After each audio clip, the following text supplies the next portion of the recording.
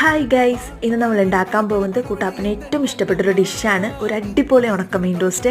കഞ്ഞിയുടെ ഒപ്പം ചോറിൻ്റെ ഒക്കെ ഒപ്പം പോകുന്ന ഒരു അടിപൊളി കോംബോയാണ്. അങ്ങനെ വെളിച്ചെണ്ണ ചൂടാകുമ്പോൾ നമുക്ക് ഉണക്കമീൻ വറുത്തെടുക്കാം.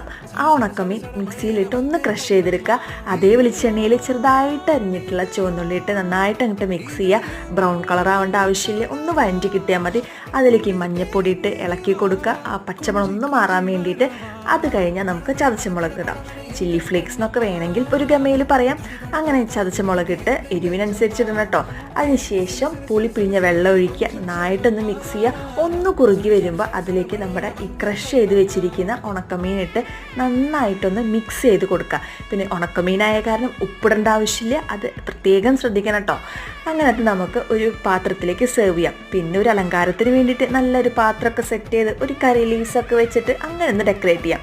അങ്ങനെ ഈ വീഡിയോ ഇഷ്ടപ്പെട്ടെങ്കിൽ നിങ്ങൾ എന്നെ സപ്പോർട്ട് ചെയ്യുക, സബ്സ്ക്രൈബ് ചെയ്യുക.